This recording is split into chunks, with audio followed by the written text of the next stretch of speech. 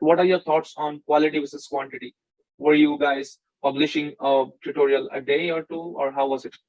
I think when I first started at Kista, we were doing 2 to 3 a week. So sometimes it was like only 2. And so, but it takes a lot of time. Like people don't realize too sometimes that like for a 4,000 word blog post, there's a lot of research that goes into it and a lot of time. So like one of those posts can take 2 days to write. So, you know, we were doing about 2 to 3 a day or a week. And we did that consistently for like nonstop for like 2 years. And then as we grew and we started to then like kind of hire some writers too, and we kind of like grew the volume a little bit. But for the first 2 years there, we were just doing 2 to 3 a week, I would say.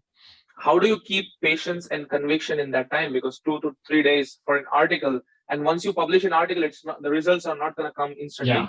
How did you have that conviction? Okay, this is going to work. I mean, you could say some of it was a gamble, I guess, too. It's a mixture of gambling.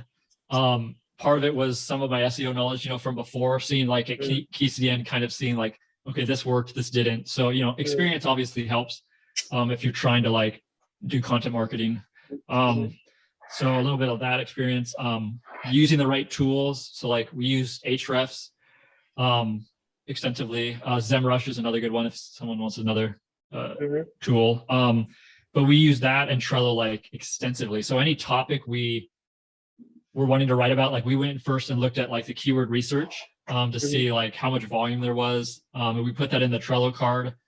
And then we would kind of like prioritize the bigger volume first, which is sometimes the opposite of what people do, because sometimes people will go to try to grab the smaller volume because it has less competition. We just went straight off the bat. We're like, we're going for the big ones. Like, we don't care how long it takes, like, which is a gamble because it can take a long time if you're going against other competition. And we're just like, let's hit the big ones, the big volume. And I would say over a couple of years, it finally started, you know, paying off as we kind of started ranking higher and higher and higher. So, but that's another strategy, I guess. If you're not crunched for time, is going for the bigger volume can actually be a very good strategy. But it's going to take time, especially if you're just like starting with a brand new domain name. Like you allow years. Yeah, long-term game is always the right game to play. Yep.